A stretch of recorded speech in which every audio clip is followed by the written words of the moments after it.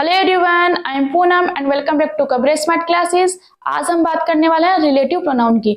वैसे हमारे प्रोनाउन में रिलेटिव प्रोनाउन हम पढ़ रहे थे और फर्स्ट हम देख चुके थे हु का यूज, सेकंड हम देख चुके थे हुम का एंड उसके बाद हम विच देख चुके थे। आज हम देखने वाले हैं दैट का यूज कि रिलेटिव प्रोनाउन दैट का यूज किसी भी सेंटेंस में कब किया जाता है और किस तरीके से किया जाता है। तो दैट को पढ़ें उसके पहले हम हु हुम और विच पे थोड़ी बात कर लेते हैं ताकि हमारा रिविजन हो जाएगा। हु का यूज किया जाता है किसी भी ह्यूमन या किसी व्यक्ति के लिए। जब हम बात कर रहे हैं तब हम करेंगे हु का यूज सब्जेक्टिव केस में, चाहे वो सिंगुलर हो या प्लूरल, यानी एक वचन हो या बहुवचन। सेंटेंस में जो व्यक्ति दिए हुए हैं वो एक हो या एक से अधिक, हम हु का ही यूज करेंगे। सेकंड बात आती है हुम की। हुम का यूज किया जाता है किसी ह्यूमन यानी किसी व्यक्ति के लिए, लेकिन इसका यूज किया जाता है ऑब्जेक्टिव केस में। एंड विच का यूज किया जाता है किसी वस्तु के लिए। इसी प्रकार जब किसी सेंटेंस में ह्यूमन भी दिया और वस्तु भी दी है या एनिमल दिया है तब आप यूज करेंगे दैट का। तो दैट के लिए हम कह सकते हैं कि दैट एक ऐसा रिलेटिव प्रोनाउन है जो किसी ह्यूमन के साथ भी आ सकता है, किसी थिंग के साथ भी आ सकता है, किसी एनिमल के साथ भी आ सकता है। यानी दैट का यूज तीनों साथ हैं तब भी आ सकता है, और अगर किसी सेंटेंस में केवल ह्यूमन है तब भी आ सकता है, केवल वस्तु है तब भी आ सकता है। लेकिन किस कंडीशन में आता है वो हमको पता होना चाहिए, तभी हम एग्जाम में क्वेश्चन कर सकते हैं। तो चलिए देखते हैं दैट का यूज। जब सेंटेंस में ह्यूमन भी है, थिंग भी और एनिमल भी दिया हो तब आप दैट का यूज कर सकते हैं। कैसे? एक सेंटेंस यहाँ पर लिखा हुआ है, the woman and her dog that I saw yesterday have been kidnapped. तो आपने देखा वुमन, वुमन यहाँ पे क्या है? ह्यूमन है, और यहाँ पे ये डॉग है, डॉग क्या है यहाँ पर? एनिमल है। तो जैसे ही हमने दोनों सेंटेंस में देखे तो हमने क्या यूज किया यहाँ पर? दैट का। तो आपने देखा कि जब किसी सेंटेंस में व्यक्ति भी हो कोई और कोई एनिमल या कोई वस्तु भी बताई हो, यहाँ पर हर डॉग की जगह हर कार या उस कोई वस्तु की बात कर रहे होते तब भी हम यूज कर सकते थे दैट का।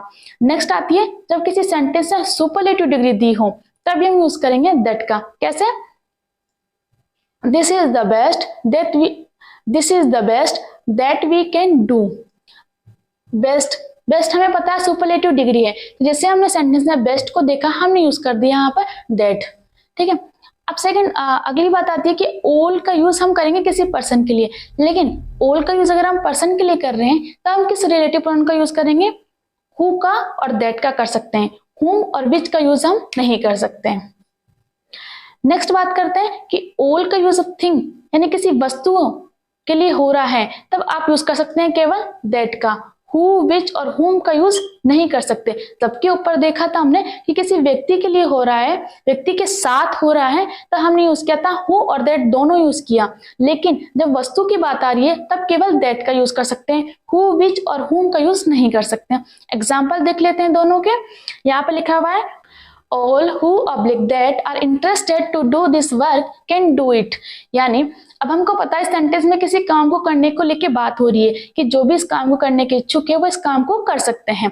ठीक है। लेकिन अब हमें पता है जनरली कोई काम को कौन करेगा? कोई व्यक्ति करेगा, अपवाद है, कुछ भी हो सकता है, लेकिन एक जनरल कोई आइडिया लिया जाता है किसी बात को लेके, तो वहां पे हम मानेंगे कि कोई काम को कौन करेगा? कोई व्यक्ति करेगा। तो हम व्यक्ति की बात कर रहे हैं तो व्यक्ति के लिए हमने देखा कि हु या दैट का हम यूज कर सकते हैं। तो यहाँ हु या दैट दोनों में से कोई भी यूज किया जा सकता है, दोनों ही राइट होगा। नेक्स्ट हमने देखा था किसी वस्तु के साथ ऑल का यूज किया है तब हम केवल दैट का यूज कर सकते हैं। जैसे आपने हिंदी में देखा होगा एक ही कहावत भी है कि हर चमकती हुई चीज सोना नहीं होती, वैसे इंग्लिश में है all is not gold that glitters. तो हमने देखा कि ऑल किसके लिए यूज किया? किसके साथ है यहाँ पे? ये गोल्ड। गोल्ड क्या है? कोई वस्तु है, इसलिए हमने केवल यहाँ पर दैट लिखा है। अगर कोई व्यक्ति की बात हो रही होती यहाँ पर तो हम दैट के साथ यहाँ पर हु भी यूज कर सकते थे। तो आई होप आपको ये समझ में आ रहा होगा रिलेटिव प्रोनाउन को किस तरीके से सेंटेंस में हम यूज कर सकते हैं, और डेली यूज भी हम इनका कर सकते हैं। कहावतों में भी अक्सर इनका यूज किया जाता है। तो चलते हैं आगे की ओर। कुछ ऐसे वर्ड्स हैं जिनको देखते ही आप रिलेटिव प्रोनाउन दैट का यूज कर सकते हैं। कौन कौन से वो वर्ड्स? चलिए देखते हैं। Everything, nothing, the only, any, everybody, nobody, much, little, the same, the few, the little. जब भी ये वर्ड्स आपको सेंटेंस में दिखाई देते हैं तो आप यूज कर सकते हैं दैट का। एग्जाम्पल्स इनके देख लेते हैं। जैसे my mother has given everything that he had. यहाँ पर जैसे ही सेंटेंस में हमने देखा एवरीथिंग, यानी यहाँ पे हमने देखा एवरीथिंग, जैसे ही हमको जैसे सेंटेंस में एवरीथिंग दिखाई दिया हमने यहाँ पर दैट लगा दिया। सेकंड है हमारा example, man is the only animal that can talk.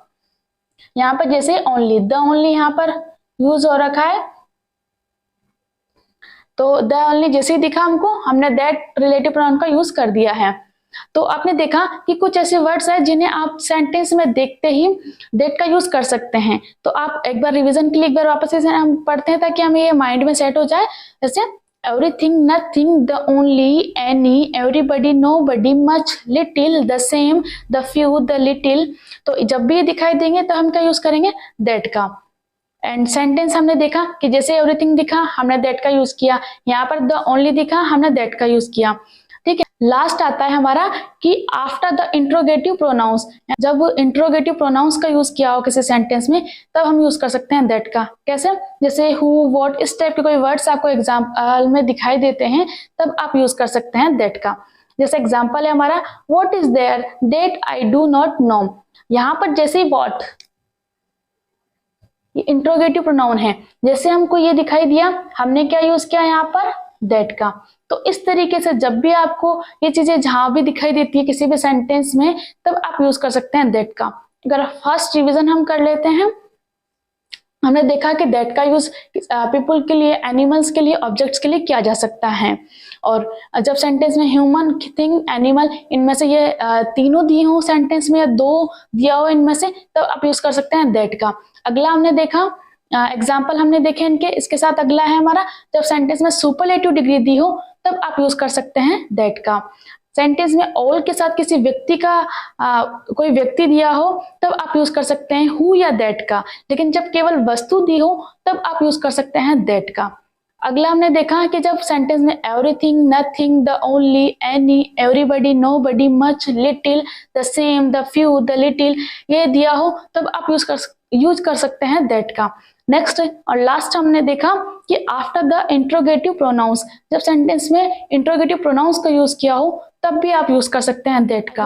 आज की क्लास आपको अच्छी लगी होगी, अगर क्लास अच्छी लगी तो प्लीज लाइक, कमेंट और शेयर करना ना भूलें। आपने अभी तक चैनल को सब्सक्राइब नहीं किया तो चैनल को सब्सक्राइब करना ना भूलें। Thank you.